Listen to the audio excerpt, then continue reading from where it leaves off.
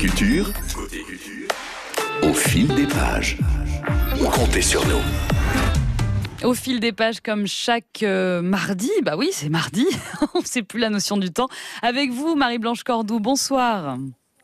Bonsoir Mélanie, bonsoir à tous. Comment allez-vous ce soir, Marie-Blanche? Vous nous faites des sélections chaque mardi à la veille d'un déconfinement. Quel est le moral pour la passionnée de littérature et de culture?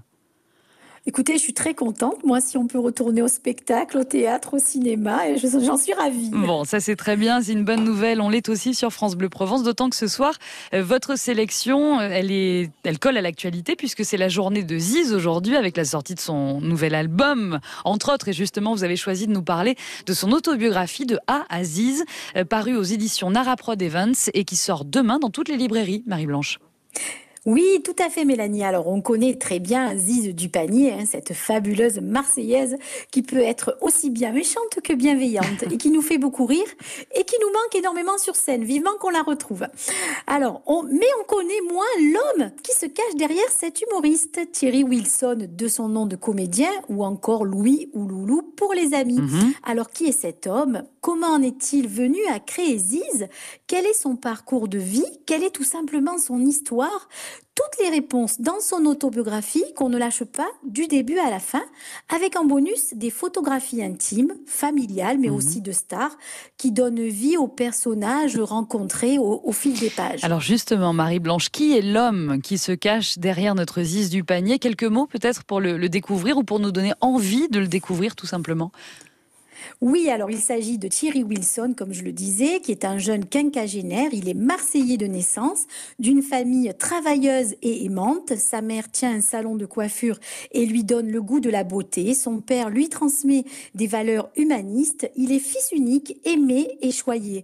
Et tout cet amour qui l'entoure, qui le construit, ce sera sa force. Cette force pour surmonter sa différence, comme il dit, quand il découvre son homosexualité. Et il faut savoir qu'il y a 30 ans, c'était plus compliqué que maintenant. Oui. Et puis, il nous raconte de sa jolie plume sensible les rencontres qui ont bouleversé sa vie. Deux personnages exceptionnels, Coccinelle et Michou. Coccinelle, c'est la première transsexuelle reconnue en France, et Michou, le roi des cabarets transformistes.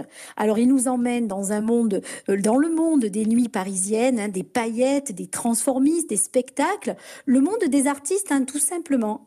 Et au fur et à mesure, entre les lignes, on sent venir implicitement la naissance de Ziz et surtout ce désir profond de monter sur scène à la rencontre des autres pour le plaisir de donner du bonheur, du rire et de la joie, une générosité de cœur qui caractérise vraiment Louis Thierry Wilson. Un très beau livre qui nous fait découvrir un homme d'une profonde sensibilité et d'un altruisme exceptionnel qui, à mon sens, se sont développés grâce à l'amour inconditionnel de ses parents.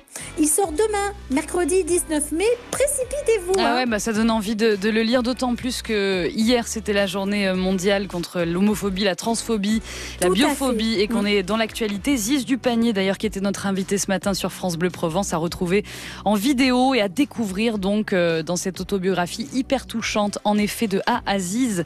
C'est paru aux éditions Naraprod Evans et c'est demain dans toutes les librairies en Provence et ailleurs. Merci beaucoup, Marie-Blanche Cordoue, pour cette leçon de tolérance et d'amour. À bientôt.